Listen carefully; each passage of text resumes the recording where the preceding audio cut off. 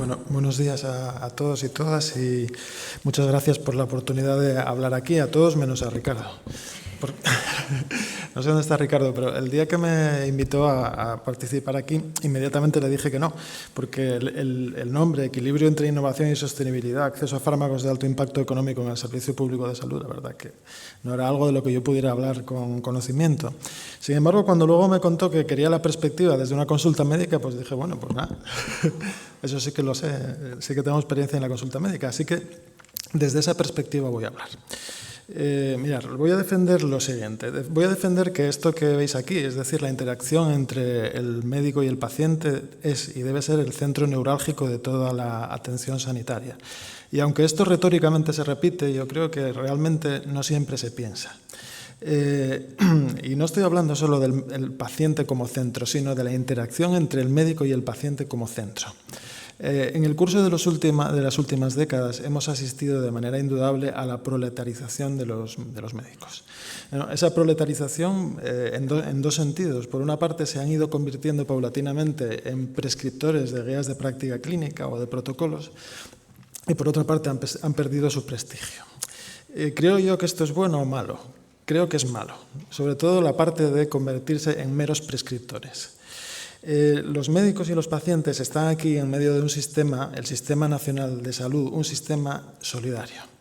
Y a lo que vamos a asistir va a ser, en este equilibrio entre sostenibilidad e innovación, al choque entre dos sistemas distintos, un sistema que se basa en la solidaridad y otro sistema que se basa en el beneficio. El sistema que se basa en el beneficio, lógicamente, es el sistema en el que vivimos. No podemos luchar contra ello. Y el sistema que se basa en la solidaridad es una excepción. Una excepción que surge del espíritu del 45, cuando se acaba la guerra mundial y todo el mundo comprueba que el esfuerzo conjunto bélico consiguió derrotar a los nazis. Si lo podemos hacer en los tiempos de guerra, ¿cómo no lo vamos a poder hacer en los tiempos de paz? Y se construyen los grandes sistemas públicos de salud. Bien, ahora probablemente eso sería diferente porque los valores son bastante diferentes. Voy a analizar entonces qué factores influyen sobre los dos elementos que acabo de presentar para configurar de alguna manera su actuación, y luego voy a demostrar cómo su actuación realmente es lo que atenta contra la sostenibilidad o la que promueve esa sostenibilidad. Nosotros terminamos la Facultad de Medicina con una serie de conocimientos, que son el conocimiento previo. ¿Qué recibimos después? Pues recibimos años de trabajo que nos dan experiencia, recibimos una formación posgraduada, recibimos la visita de los delegados de la industria farmacéutica, leemos artículos científicos, leemos guías de práctica clínica, escuchamos a los líderes de opinión y tenemos a los pacientes en la chepa todo el tiempo pidiendo fármacos o lo que sea. Y luego tenemos también a la administración.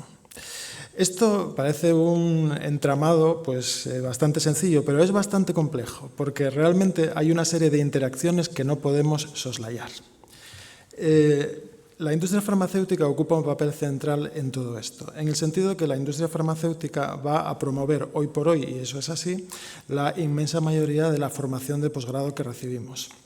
Los artículos científicos salen de ensayos clínicos que en su mayoría son promovidos por la industria farmacéutica. Promueven los líderes de opinión y ahora también interactúan con las asociaciones de pacientes, de manera que de los artículos científicos y de los líderes de opinión acaban saliendo las guías de práctica clínica. ¿Me parece bien o mal? Me parece bien. Este es el juego. Luego hay otro elemento que es la administración, que está en rojo. Está en rojo porque la administración es el mal. Es el mal en el sentido de que solo la vemos como el elemento coercitivo que nos impide tomar nuestras propias decisiones. Yo también la veo como el mal, no porque sea un elemento coercitivo, sino porque entiendo que ha abdicado de una serie de obligaciones. Y una obligación principal de la administración sería favorecer la formación continuada de sus miembros, que somos nosotros, independientemente de intereses comerciales, e incluso favorecer la investigación en sus filas, independientemente de intereses comerciales. Y eso no está pasando. Hay un libro reciente de Joan Ramon Laporte, que creo que lo presentó por aquí estos últimos días, en el que analiza un poco todos estos hechos y concluye: todo esto es la muerte de la medicina clínica. Yo no creo que sea la muerte de la medicina clínica, pero sí que creo que la medicina clínica ha perdido altura como consecuencia de todo esto. Lo que antes yo llamaba la proletarización es lo que él llama la muerte de la medicina clínica. En realidad, como os decía, yo no culpo a la industria farmacéutica. La industria farmacéutica simplemente tiene un objetivo y es obtener unos beneficios económicos. Evidentemente tiene otro objetivo, que es conseguir los mejores productos y hacerlos llegar a los beneficiarios. Es obvio que invierte mucho más en marketing que en investigación, pero esa es la parte del juego. Estamos jugando con las empresas más valiosas de Europa y probablemente del mundo, y aquí no hay nada que reprochar. Sin embargo, repito que a quien sí tenemos que reprochar es a la Administración. En fin, estamos jugando con un derecho que debe ser universal y que está financiado por fondos públicos. Y nosotros, que somos los prescriptores de esos fondos públicos, tenemos que tener en cuenta que no son fondos ilimitados. En la otra parte, ¿quién está? El paciente. ¿Dónde está el paciente? Está en medio también de un magma en el que hay deshumanización en la atención, unas listas de espera interminables, progresivamente la visión de la medicina como un bien de consumo, cada vez más la posibilidad de acceso a través de Internet y de Google a una información que recibe descontextualizada y probablemente sin el andamiaje intelectual que puede tener un profesional sanitario y que le permita asumirla de manera adecuada. Últimamente con propaganda masiva, antes se hablaba de los fármacos de la migraña y los gepantes, por ejemplo, y yo me enteré de ellos por El País y por todos los medios de comunicación que nos hicieron llegar su información mucho antes que los otros canales más oficiales. Y luego también las asociaciones. Entonces, al final, ¿el paciente dónde está? Está aquí, está en medio de un sistema que empieza a agrietarse. Empieza a agrietarse, que tiene una serie de, digamos que, infrafinanciación probablemente y unos medios económicos que hay que administrar de la mejor manera posible. Y nosotros, que somos los que estamos delante del paciente, tenemos que tener en cuenta todo esto y actuar. Y esto es muy difícil. ¿Cómo actuar? ¿Cómo ser independientes? Es muy difícil. A mí me viene siempre a la cabeza una frase que solía decir mi jefe, que era el doctor Carlos Laoz, y él decía: el bolígrafo es un arma de destrucción masiva. ¿Por qué decía esto? Pues porque él veía que llegaba el residente, ya era R2, cogía el bolígrafo, pedía una resonancia, otra resonancia, otra resonancia.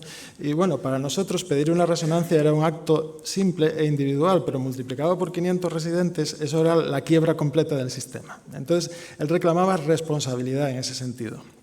A mí me parecía gracioso, pero luego, cuando leía a un filósofo alemán que se llamaba Gunther Anders, vi que estaba hablando de lo que Gunther Anders llamaba el desnivel prometeico. Que el desnivel prometeico es algo que pasa en la sociedad moderna, y es que antes cualquier acto tenía una consecuencia muy restringida. Tú hacías cualquier cosa e influía sobre el que estaba al lado.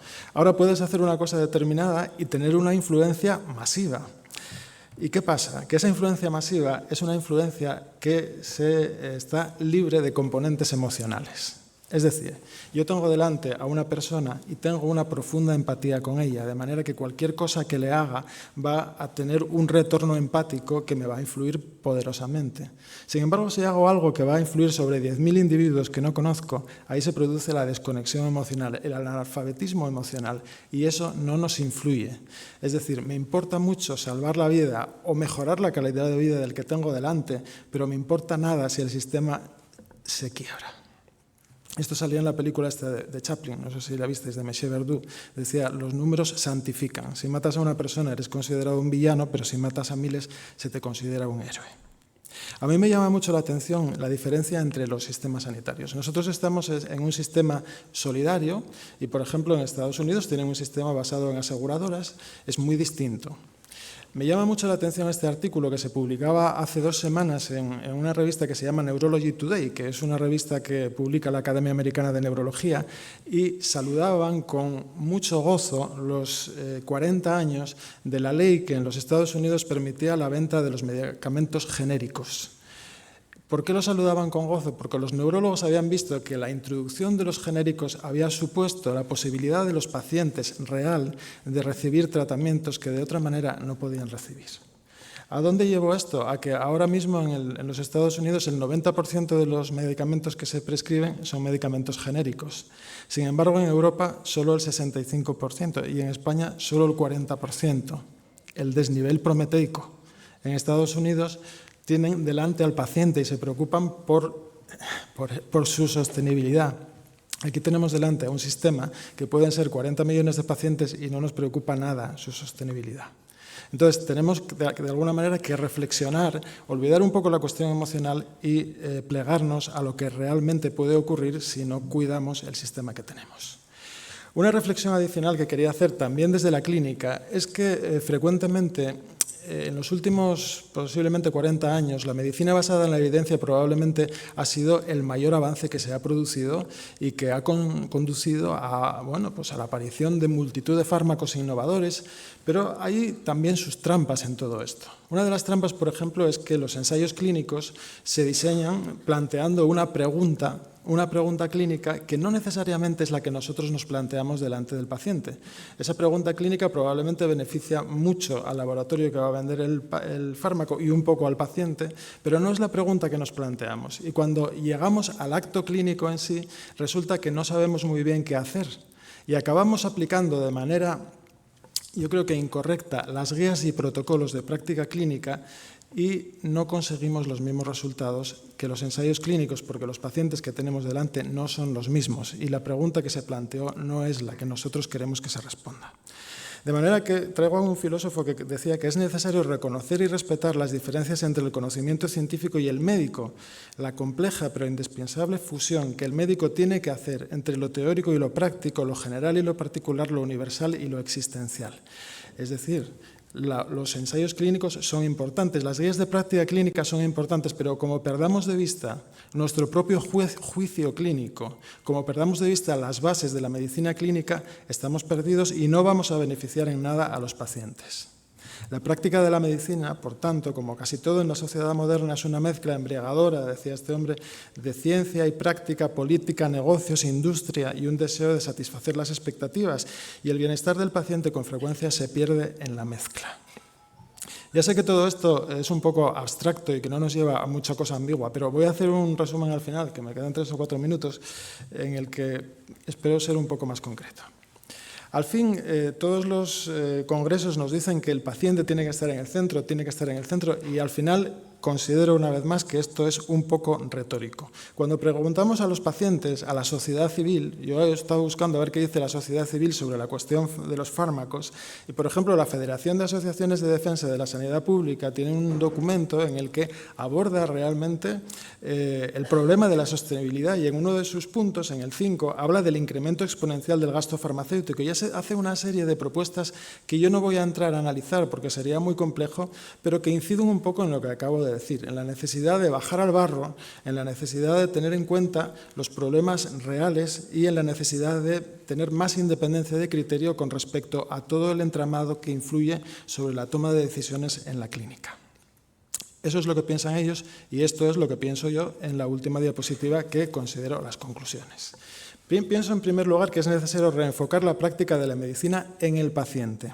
Pienso en segundo lugar que la medicina es prescribir un fármaco, pero es mucho más que prescribir un fármaco. Pienso en tercer lugar que la medicina se aprende todos los días y que necesitamos espíritu crítico para distinguir la propaganda de la ciencia, porque hay de todo, formación continuada independiente del vendedor y visión epidemiológica que permita comprender nuestra responsabilidad colectiva. Creo que la Administración debe asumir sus responsabilidades contando con sus principales activos, que son sus profesionales. Es decir, si a mí solo se me considera un prescriptor, no voy a aportar nada al sistema. Si a mí se me pregunta qué he aprendido y qué puedo aportar tanto a mis compañeros como a la sociedad en investigación y en todo lo que sea, entonces avanzaremos. Por tanto, ¿qué necesitamos? Primero, posicionamiento y protocolización del uso de los fármacos contando con los profesionales, no imponiéndolo a ellos. En segundo lugar, información y formación continuada sobre los nuevos fármacos desde la Administración o desde el propio colectivo de profesionales. Tengo que decir que yo soy neurólogo y con alguna frecuencia he visto avisos de problemas con fármacos que salieron hace 2 años y que yo no sabía que existían.